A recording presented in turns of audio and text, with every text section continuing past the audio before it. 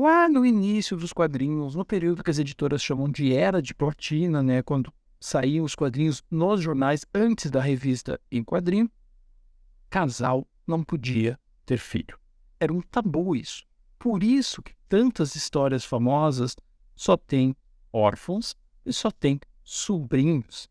Mas um quadrinista mudou isso. Meu nome é Diego Morro, tá na hora da gente viajar no tempo.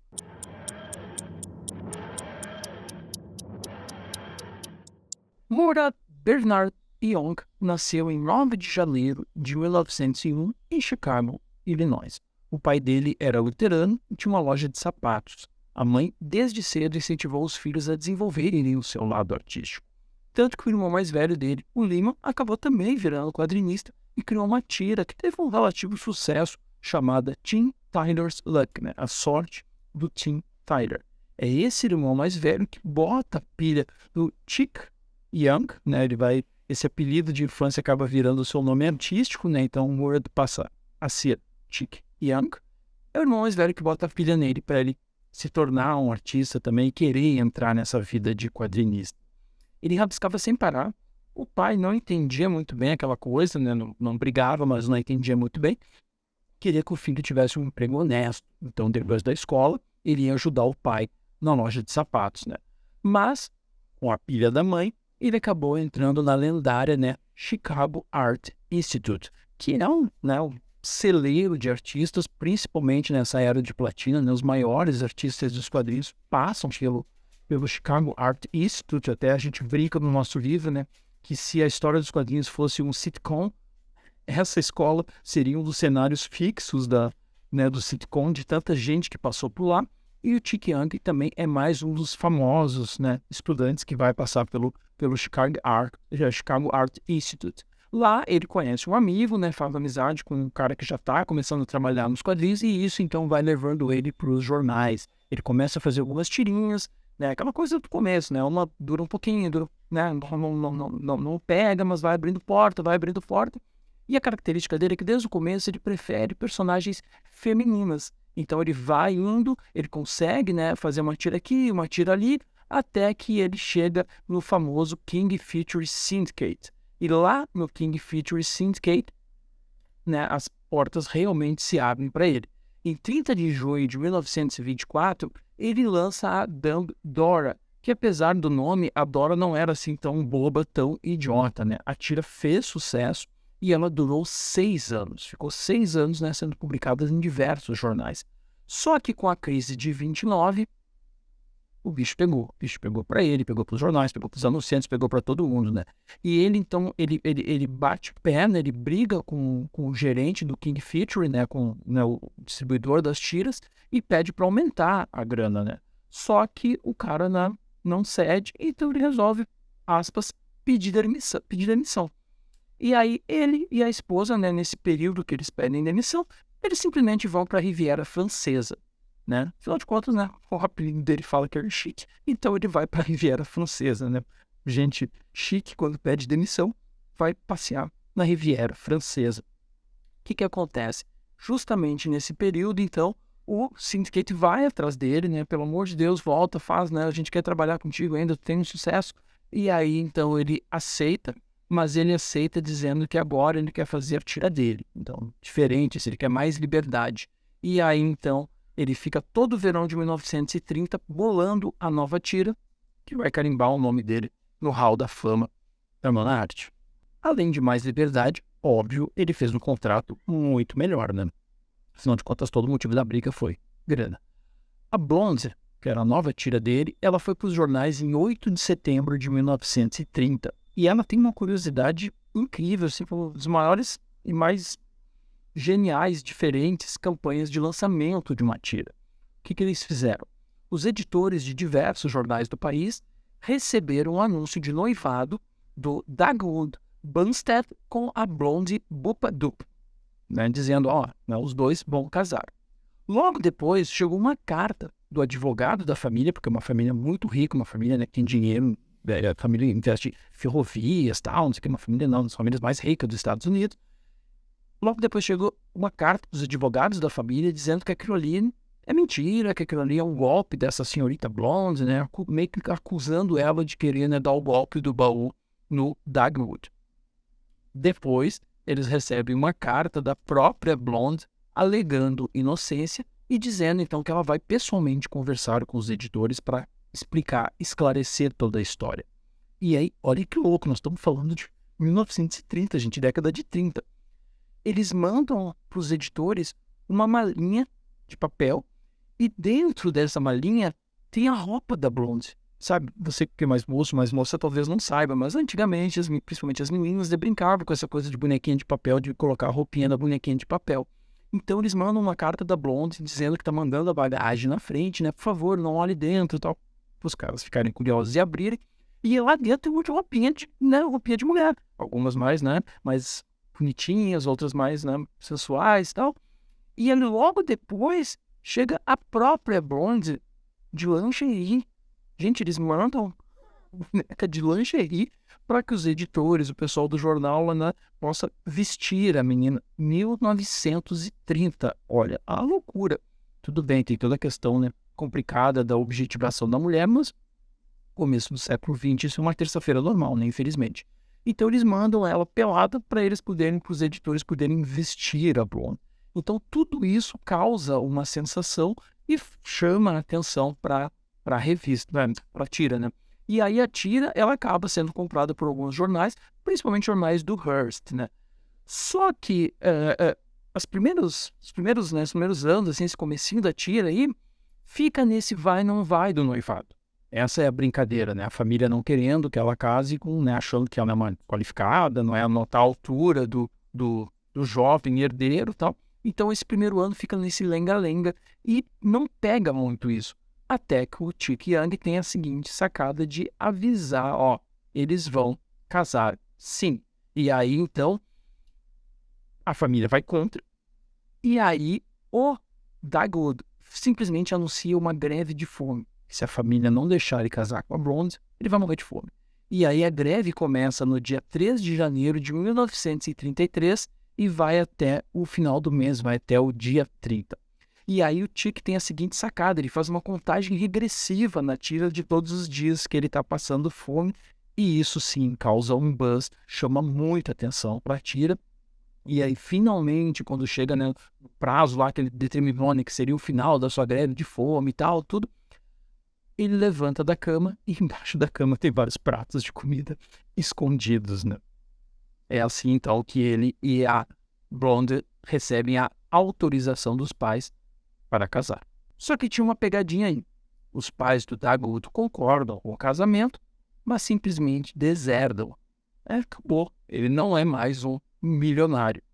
Da noite para o dia, o moço que nunca trabalhou na vida vai ter que trabalhar para pagar a conta, para pagar boleto, para poder botar comida na mesa, pagar aluguel.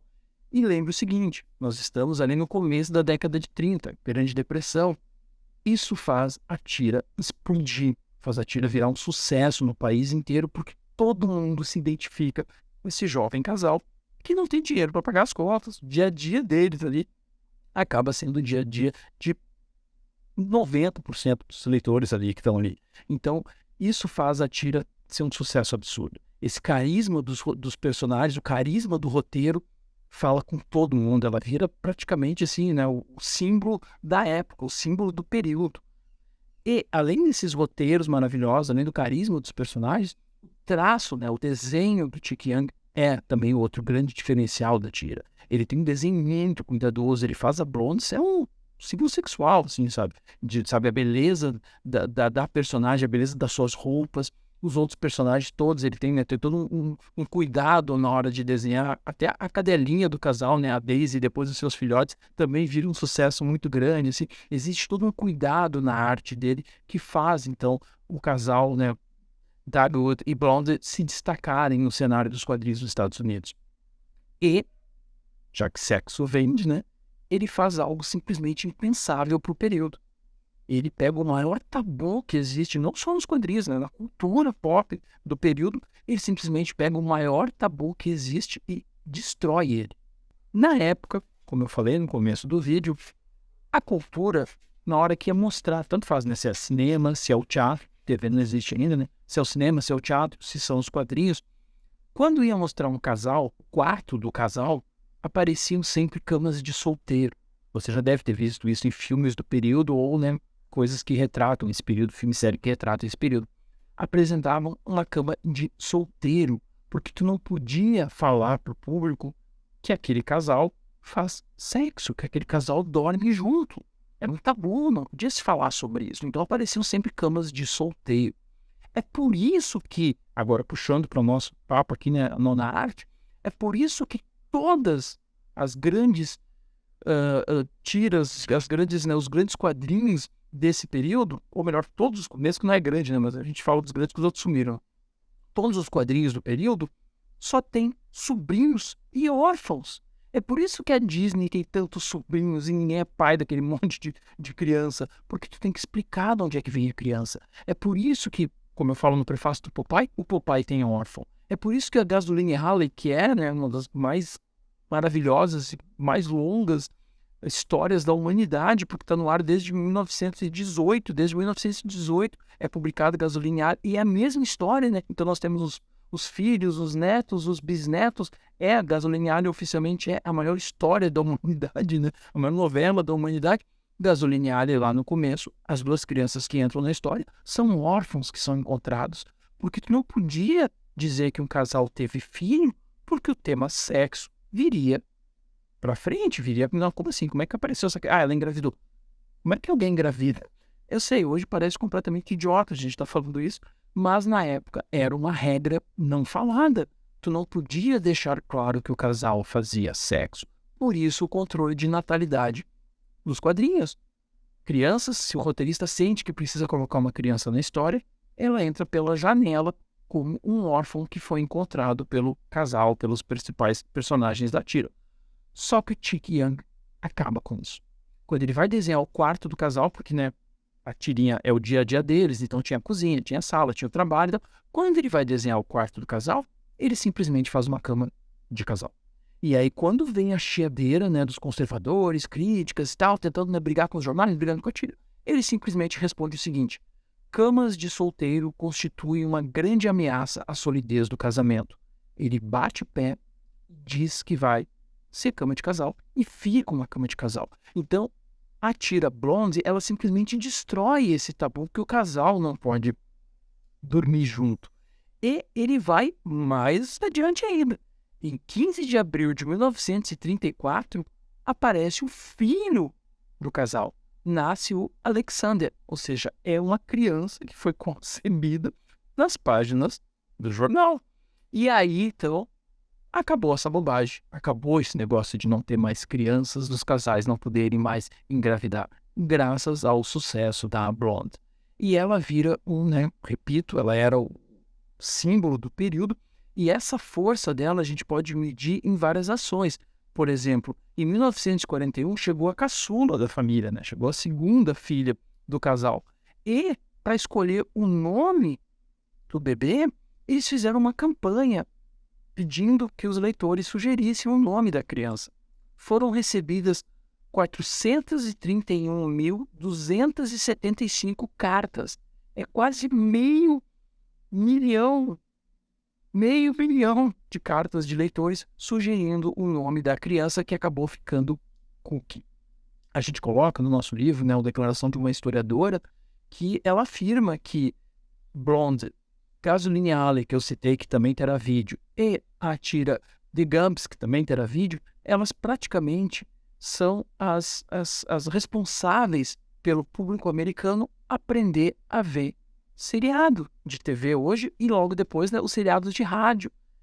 Elas ensinam o público a ter uma história todo dia, toda semana, não aquela piada que termina na tira, porque eles vão fazendo cada vez histórias mais longas, histórias famílias. Ou seja, elas são ali o DNA inicial do sitcom, né, das séries que a gente tem hoje na TV e que também vai ter série no rádio. Então, essas três tiras, né, Blonde, Gasoline Alley e The Gumps, elas acabam fortalecendo o que vai vir logo, né, na sequência, e as famosas séries de rádio, que vai dar origem às séries de TV que a gente vê hoje na Netflix, na Amazon, na HBO. Então, hoje a gente curte séries, a gente sabe ver uma história em séries graças a essas três tiras E hoje a gente tem casais e filhos nos quadrinhos, casais, né, fazendo sexo e crianças nascendo nos quadrinhos, graças a Blonde. Blonde, então, é um sucesso absurdo até hoje. Agora, em setembro de 2023, ela fará 93 anos. Ela, inclusive, tem o recorde, ela está em terceiro lugar como a tira dos Estados Unidos que mais teve em jornais. Ela teve em mais de 2.000 jornais. Só foi superado pelo Peanuts, que teve em 2.400 jornais, e pelo Garfield, que teve em 2.600 jornais. É óbvio que para cuidar desse império aí, o Chick Young teve ajudantes. Na década de 40, ele teve o Ray McGill e o Jim Raymond. O Jim Raymond tem duas curiosidades. A primeira é que ele ficou mais tempo fazendo a Blonde que o próprio criador, já vou explicar por quê, é um motivo triste. E o segundo motivo é que o Jim Raymond simplesmente é o irmão mais velho do Alex Raymond, o lendário Alex Raymond, criador do Flash Gordon, Jim da Selva, X-9. O Alex Raymond começa a trabalhar em quadrinhos na Blonde por causa do irmão. O irmão chama ele para ajudar a fazer arte final, fazer letreiramento, e depois, né, o resto da história, ele vira a lenda Alex Raymond. Por que que o Jim fica mais tempo que o próprio criador? Porque em 1937, justamente quando eles estão no auge do nascimento do Alexander ali, né, o filho do casal na tira, o Chick Young e a sua esposa perdem o próprio filho, eles perdem um filho bebê, e aí não tem como tu fazer piadinha, diversão com um casal que tem filhos, se tu acabou de perder o teu próprio filho, né? Então o Chick, ele se afasta dos quadrinhos e o Jim Raymond vira, então, né, o principal criador, assim, tal. Ele continua acompanhando, óbvio, né, ele é o dono da tira, tal. Mas já na década de 50 ele começa a perder a visão, tal. Então, no final das contas, o Jim Raymond trabalhou muito mais tempo na tira do que o próprio criador, né, o Chick Young. Mas o Chick sempre foi muito respeitado. Ele recebeu, em 1948, o prêmio mais importante para os quadrinistas, né, de jornal, né, da Era de Platina, que era o prêmio simplesmente da National Cartoonist Society, né, que era, na época, chamado de Billy DeBack, e depois, né, eles mudam o nome do prêmio para Rubin Award. Então, o Chick foi um dos quadrinistas que recebeu esse grande prêmio. Em 2005, quando a tira comemorou 75 anos, eles fizeram um especial que vários personagens de quadrinho foram lá visitar o casal, né? Apareceu o Agar, apareceu o Recruta Zero, apareceu o Garfield. E, né, de novo, a Blonde continua no ar até hoje. Curiosamente, ela foi adaptada também para o rádio. Ela teve na CBS de 1939 a 1944. Depois ela ficou um pouquinho na NBC, mas depois voltou, tá, para a CBS. E depois ela passa, então, para ABC e vai até 1950, tá? Rádio ABC, né? No cinema, ela teve simplesmente 28 filmes feitos pela Columbia Pictures. Foi um sucesso absurdo no cinema. Mas na TV, apesar dela ser uma das criadoras do sitcom, na TV ela nunca deu certo. Ela teve, né, ela nunca passou da primeira temporada. Eles tentaram em 1957 na NBC e depois tentaram em 1968 na CBS, mas, de novo, né, não passou da primeira temporada. Curioso, né? Eles praticamente inventam o sitcom, mas na TV nunca deu certo. Mas continua sendo um personagem, né, uma tira muito famosa na cultura dos Estados Unidos, tanto que em 1989 eles fazem uma participação especial no desenho dos Muppet Babies. Então, quando você né, estiver lendo um quadrinho e aparecer um bebê no quadrinho que não entrou voando pela janela porque é um órfão, mas sim filhos daquele casal do quadrinho, lembre que isso só está acontecendo por causa do Chick Young e por causa da Blonde. Ó, chegou a nossa tarde, é hora da gente voltar para o presente. Já sabe então, né? Se você gostou, dá um joinha aí, se inscreve no canal, comenta, compartilhe, diga sobre o que você quer saber, e daqui a pouco eu volto então para a gente viajar na nossa maravilhosa Nona Arte. Tchau, tchau.